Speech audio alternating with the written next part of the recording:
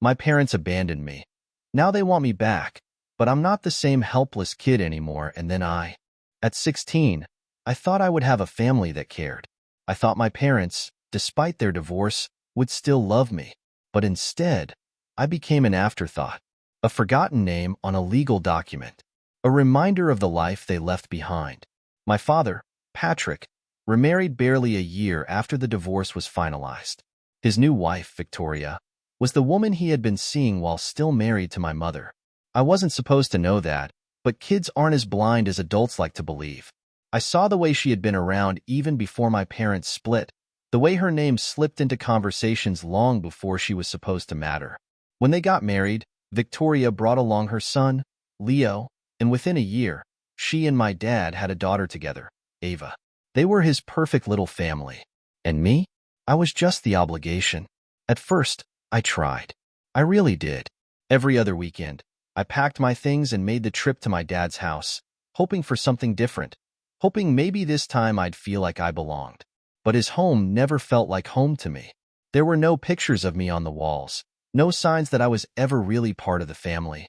Their schedules were packed with soccer games, school events, and family trips, plans that never included me.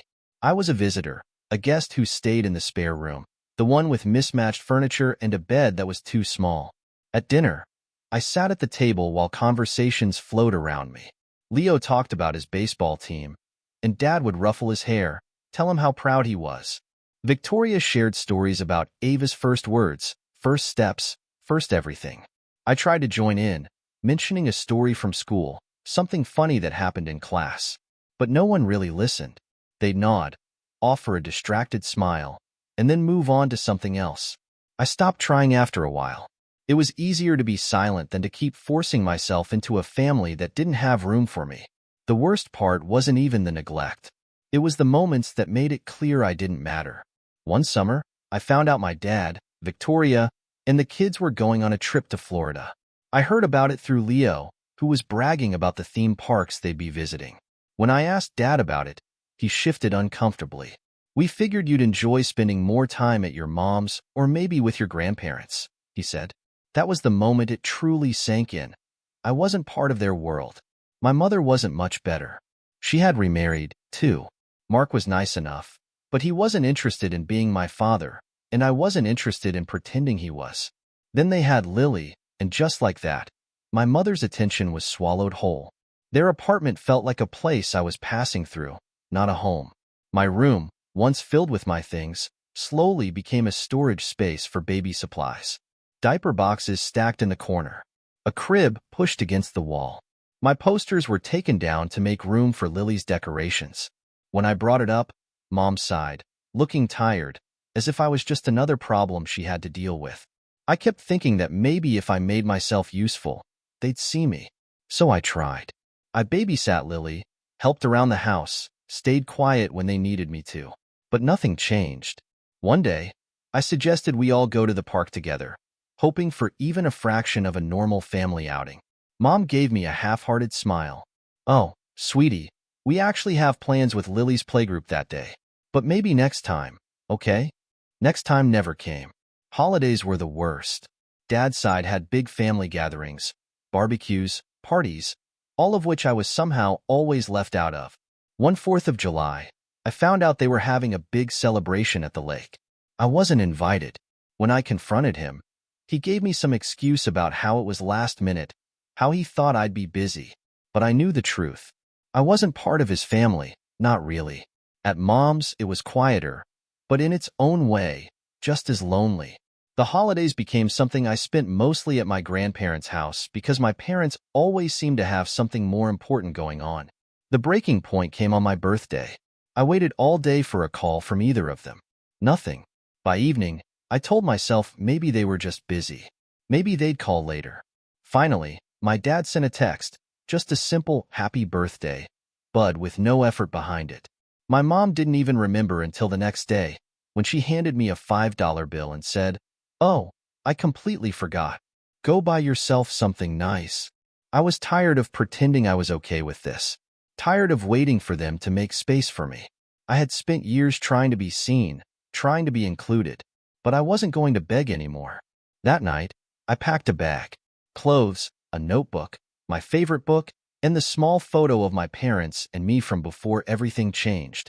I didn't know where I was going yet, but I knew I couldn't stay. The bus station was nearly empty, the flickering overhead lights humming in the silence. My hands clenched around the strap of my duffel bag as I paced near the ticket counter. The last bus to Brentwood was scheduled to leave in 15 minutes. I just had to get on it before anyone noticed I was gone. But luck was never really on my side. Caleb. I froze at the sound of my father's voice. Turning slowly, I saw him striding toward me, his expression a mix of frustration and something I couldn't quite place. Concern, maybe, but it was too late for that. "What the hell do you think you're doing?" he demanded, his gaze flicking to my bag. "You were just going to run off without telling anyone?" I tightened my grip on the bag and took a step back. "Would you have cared if I did?" His jaw clenched. That's not fair. "Isn't it?" My voice rose, the anger bubbling over. "You didn't notice when I was there. Why do you care now?" "I'm your father," he said, but the words rang hollow. A bus rumbled into the station, hissing as it came to a stop. The driver stepped out, calling for passengers. This was it, my chance. I took another step back, shaking my head. "You don't get to stop me." "Not now." He reached out, grabbing my arm. Instinct kicked in. I jerked away, stepping out of reach. My heart pounded as I glared at him. "You had years to act like my dad. You didn't. So don't start now." Something in his face cracked, but I didn't wait for a response. I turned and sprinted for the bus, shoving my ticket at the driver. As I climbed the steps, I heard my father call my name again, but I didn't look back. The doors closed. The bus pulled away. I didn't leave right away. I wanted to, but I had nowhere to go, and running away without a plan felt reckless. Instead, I did what I always did. Kept my head down and tried to get through the days, counting down the hours until I could escape to my grandparents' house, the only place that ever really felt like home. At school, I stuck close to my best friend, Jordan. He was the only person who actually saw me, the only one who noticed when I wasn't okay. One afternoon, we sat at our usual spot behind the bleachers, watching the football team practice. Jordan tossed a rock between his hands, frowning at me. "You look like hell." "Thanks," I muttered. "That's exactly what I needed to hear." "Come on, man. You barely talk anymore. You never want to go out. You're always somewhere else in your head." I stared at the field, watching the players tackle each other. It doesn't matter. "Bullshit," Jordan shot back. "You act like you're fine, but I see it. You're angry. You're sad. And you have every right to be." I clenched my jaw. I hated talking about it, hated saying it out loud. "I'm just tired," I admitted. "Tired of feeling like I don't belong anywhere." Jordan was quiet for a moment, then sighed. "Then stop waiting for them to give you a place. Make your own." He made it sound simple, like it was something I could just do. But it wasn't that easy. My parents didn't care, but they weren't cruel. They didn't hit me or throw me out. They just forgot me. And somehow that felt worse. A few nights later, I sat at the dinner table at my dad's house, pushing food around on my plate while Leo talked about some school project. Ava was babbling, trying to get my dad's attention, and Victoria laughed as she wiped her hands on a dish towel. "Patrick, don't forget we have that thing on Saturday," she said. "What thing?" I asked, glancing up. They all went silent for half a second, just long enough for me to know they hadn't planned on telling me. "A family trip," Victoria said casually, sitting down next to my dad. "Just something small." I looked at my dad. He didn't meet my eyes. "When were you going to tell me?" I asked, my voice cold. "You'll be at your mom's that weekend," he said, as if that made it better. It didn't. It never did. I shoved my chair back, grabbing my plate and dumping it in the sink. "I'm not hungry." I left before they could respond, locking myself in my room. I stared at the ceiling for what felt like hours, my heart pounding with something I couldn't name. Anger, frustration, pain. I wanted out. I needed out. I grabbed my phone and scrolled through my contacts, stopping at one name, Aunt Maggie. She wasn't my real aunt, not by blood, but she was my mom's older cousin, and she had always been kind to me. She lived a few towns over, in Brentwood, a place that felt like a different world from this one. I hesitated, my finger hovering over the screen. Then I typed out a message. Can I come visit for a while? I stared at it for a minute before hitting send. I expected her to take a while to answer, but almost immediately, my phone buzzed. Of course, kid. My door is always open. The next morning, I packed my bag. I didn't tell anyone. I just left. At the bus station, I bought a ticket with the crumpled $20 bill I had stuffed in my jeans pocket. The ride was long, but I didn't mind. The farther I got from home, the lighter I felt. For the first time in years, I was making a choice for myself. The bus rumbled into Brentwood late in the evening. The town was smaller than I remembered, quiet and slow, the kind of place where people knew each other's names. Aunt Maggie was waiting at the station, leaning against her old blue truck. She pulled me into a tight hug the second I stepped off the bus. "It's good to see you, Caleb," she said, squeezing my shoulder. "Come on, let's get you home." Home. The word felt foreign, but I let it settle in my chest. Maybe, for once, I could belong somewhere. The school day had barely ended when I stepped out of the building and spotted the familiar car parked near the curb. My stomach dropped. My mother was leaning against the driver's side door, arms crossed, eyes scanning the crowd. I turned immediately, heading the other way, but Sienna caught my arm. "Hey, what's wrong?" I didn't answer. My mother had already seen me. "Caleb," she called, her voice sharp, insistent. I exhaled hard and turned to face her. The students around us slowed, sensing tension. She pushed off the car and strode toward me, her heels clicking against the pavement. "You weren't answering my calls," she said, standing too close, her voice carrying an edge of frustration. "I had to hear from Maggie that you're planning to stay here." I clenched my jaw. "Yeah, because she actually listens to me." Mom's expression hardened. "You're 16. You don't get to just decide to run away." I didn't run away. I shot back. "I left." "That's the same thing, Caleb." I glanced around. People were watching. Sienna, Zach, and a few others stood nearby, pretending not to listen. My hands curled into fists at my sides. "I don't want to do this here." "Well, too bad," she snapped. "You're coming with me." She reached for my arm, and the second her fingers brushed my sleeve, something inside me snapped. I yanked away and took a step back. "No." Her eyes widened. "Excuse me?" I said no. My voice was steady, but my heart was hammering. She blinked, completely thrown off. "I'm your mother." I shook my head. "You're the woman who left me behind the second you had a new family." Her face paled. "That's not." "Yes, it is." I stepped back again. "I'm staying with Maggie. I'm building a life here. You don't get to take that away just because you finally decided to care." She stared at me, lips parted, like she wanted to argue but didn't know how. A car honked behind her. She flinched, looking over her shoulder. The briefest hesitation. A moment of weakness. I turned and walked away. She didn't follow. Aunt Maggie's house was nothing like my parents' homes. It wasn't perfect, not in a pristine, magazine cover way, but it felt lived in, warm.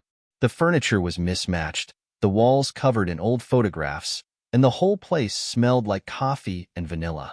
It felt real. It felt safe. The first night, I didn't say much. Maggie didn't push. She made spaghetti, sat with me at the kitchen table, and let the silence sit between us like an old friend.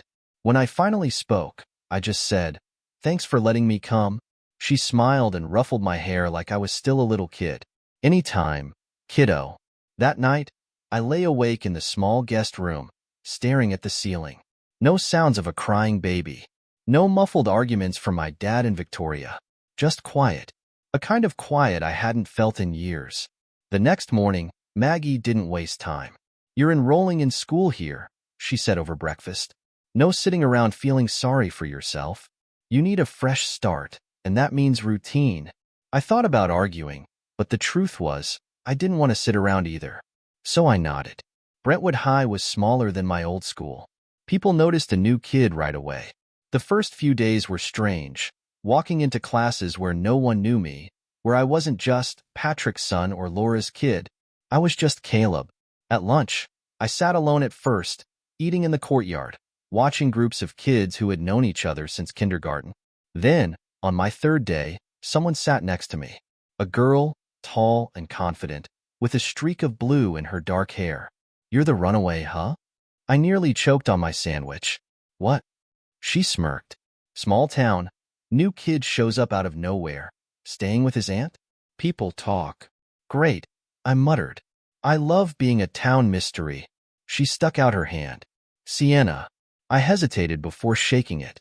"Caleb." "Well, Caleb, since you're new, you probably don't know that eating lunch alone makes you look like a serial killer. So, congratulations, I just saved your reputation. Come on."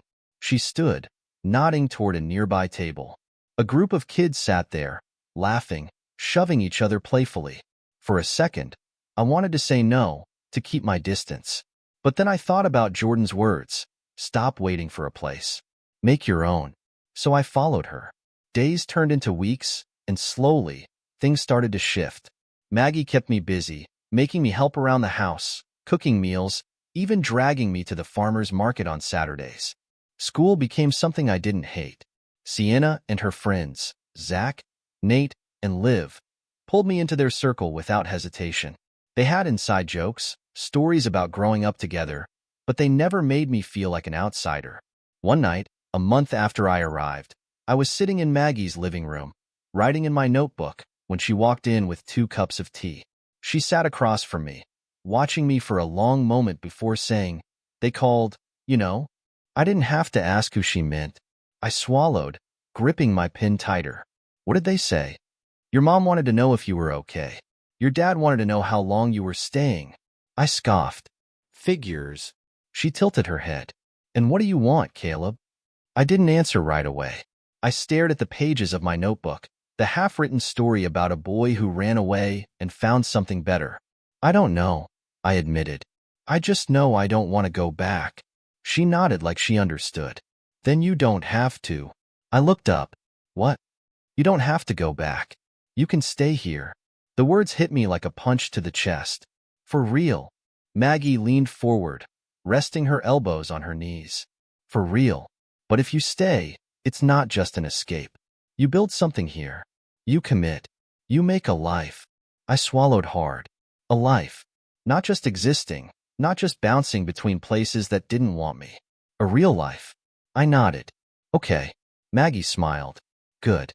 Now, get some sleep. You have school tomorrow, and I refuse to be responsible for a high school dropout." For the first time in years, I fell asleep feeling like I had a choice. Like maybe, just maybe, I had found a place where I truly belonged. The night was cold, the kind of chill that settled into my bones as I walked home from the diner. Sienna had offered me a ride, but I told her I needed the air.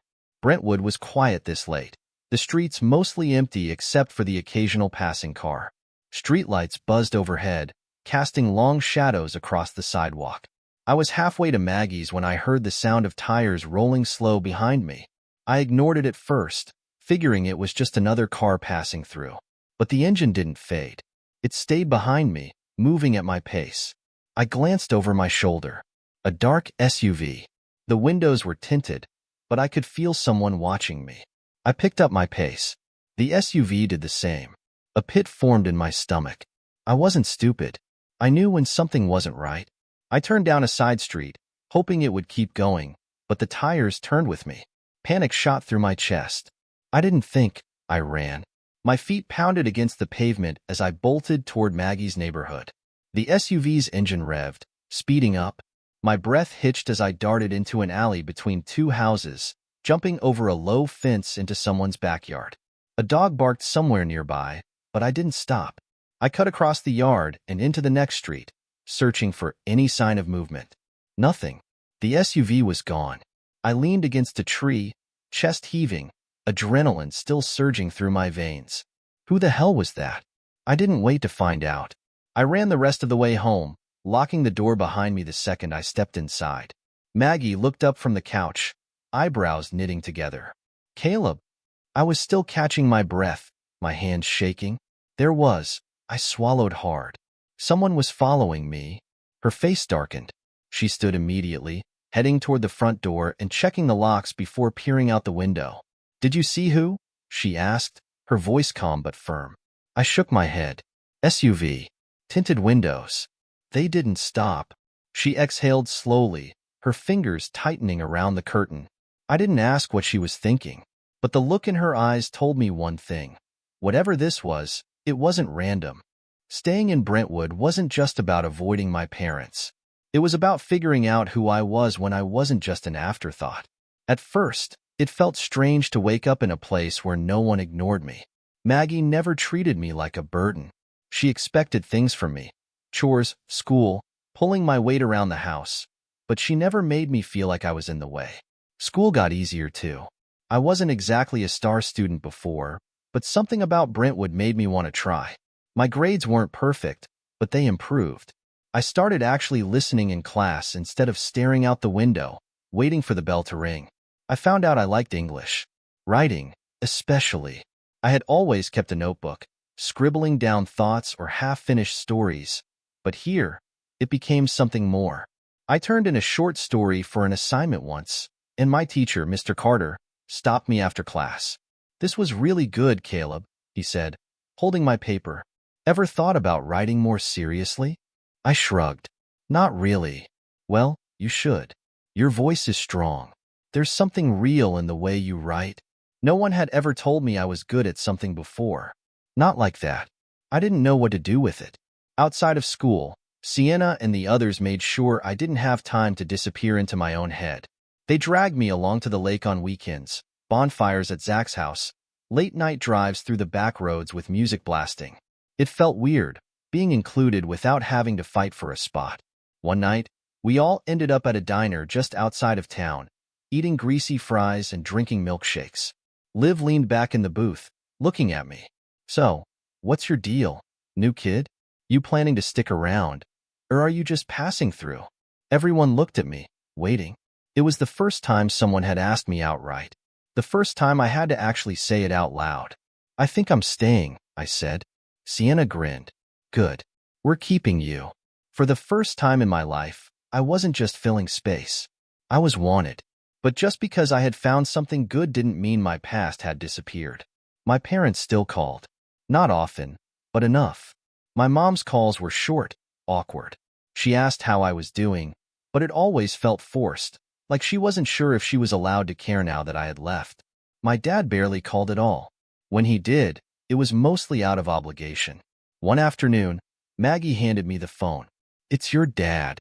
I debated not answering, but I took it anyway. "Hey," I said, keeping my voice flat.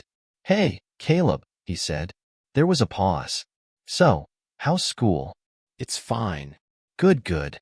Another pause. "Listen, I know things weren't great before you left, but we never wanted you to feel like you weren't part of the family." I swallowed hard, gripping the phone. "Dad, I wasn't part of the family." He sighed. "I don't want things to be like this forever." "Neither do I admitted. "But I'm not coming back." There was silence on the other end. Finally, he said, "Okay." It wasn't acceptance, not really. But it wasn't an argument either. Hanging up, I felt lighter, like I had finally set something down. Maggie didn't ask what was said. She just ruffled my hair and went back to cooking, like she knew I needed space to process it. Life kept moving. My story for English got submitted to a writing competition. Mr. Carter's idea, not mine, and somehow, I won second place. I got a certificate and a feature in the local paper. Maggie framed it and put it on the fridge like I was some kind of champion. One night, I was sitting in my room, staring at a blank page in my notebook, when I realized I had been writing stories my whole life. But this was the first time I actually wanted to see where my own story would go. Winning second place in the writing competition wasn't supposed to be a big deal. At least, that's what I told myself. But when I saw my name in print, something shifted. It was proof that I existed, that I had a voice, that my words mattered. Maggie acted like I had won the Pulitzer. She kept the newspaper on the coffee table, pointing it out to every visitor who came by. Mr. Carter gave me a list of more competitions to enter, and for the first time in my life, I didn't feel like I was just drifting. I had something of my own. Brentwood started to feel like home in ways I never expected. School wasn't just a place I had to survive anymore. It was where I built something real. My friendships with Sienna, Zach, Nate, and Liv weren't temporary. They were the kind of friends who showed up at your door unannounced, who dragged you to midnight bonfires even when you swore you were too tired, who made you feel like you belonged even when you didn't think you ever could. One night, we ended up at the lake, the five of us lying in the truck bed staring at the stars. Zach tossed a rock in the air, catching it as he spoke. You know, it's weird. It feels like you've always been here. Yeah, Liv agreed. Like we just forgot you were part of the group before. I smiled, staring up at the dark sky. Guess I was just late to the party. Sienna nudged my arm. At least you showed up. I had never really had a moment like that before, where I felt completely at ease, completely part of something. I never thought I would. But even as things got better, my past wasn't finished with me. It happened on a random Wednesday. Maggie and I had just finished dinner when her phone rang. She glanced at the screen and hesitated before answering. Laura, she said in a clipped tone. I froze. I could only hear Maggie's side of the conversation, but her expression said enough. Yes, he's here. Pause. He's fine, Laura. Another pause, longer this time. You don't get to just, she sighed, rubbing her temple. Fine. I'll tell him. She hung up and looked at me. Your mom wants to see you. I stared at her, unsure what to feel. Why? She says she wants to talk. She's driving up this weekend. I wanted to say no immediately, to pretend she hadn't called, but some small, stubborn part of me wanted to hear what she had to say. Maybe I just wanted to see if she'd even show up. So I agreed. When Saturday came, I sat on the front porch, watching the road. Maggie stayed inside, giving me space. I almost laughed at myself for thinking she might not come. Of course, she did.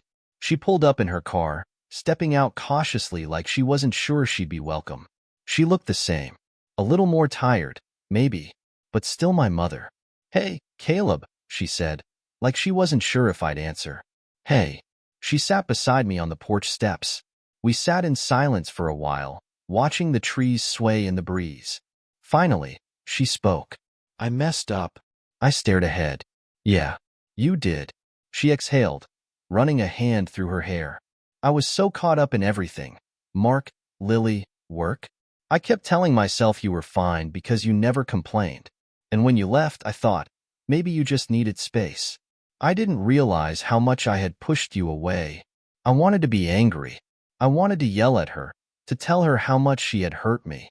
But instead, all I felt was exhausted. I waited, I said quietly. For years, I waited for you to see me. Tears welled in her eyes. I know. We sat there, the weight of everything stretching between us. Finally, she wiped her eyes and looked at me. I don't expect you to forgive me overnight, but I want to try, if you'll let me. I didn't say yes, but I didn't say no, either. She left after an hour, promising to call. I wasn't sure if she really would, but this time, I wouldn't be the one waiting. After she left, Maggie came outside, handing me a cup of tea. She didn't say anything, just sat beside me, letting me process it. I took a deep breath. I'm not going back. Maggie nodded. I know. And that was it. No pressure, no expectations. Just understanding. In the months that followed, my life in Brentwood became something solid. I kept writing, submitting more stories. One got picked up by a statewide competition, then another. Eventually, I started a blog, sharing pieces of my story. And to my surprise, people read it. People related to it. Then, the biggest moment of all, Mr. Carter pushed me to submit a short story collection to a small publisher. I didn't think anything would come of it. But then, one day, an email changed everything. We love your work. We'd like to publish your collection. I sat there, staring at the screen, my hands shaking. Maggie walked in and saw my face. Caleb. I turned to her, barely able to form words. They want to publish my book. Her face lit up with pride. She pulled me into a hug. I knew you could do it. That night, I sat outside, looking up at the stars, thinking about how far I had come. For years, I had been waiting for someone to make room for me in their life. But I didn't need to wait anymore. I had built something for myself. I had found my own place. And for the first time in my life, I knew I was exactly where I was supposed to be.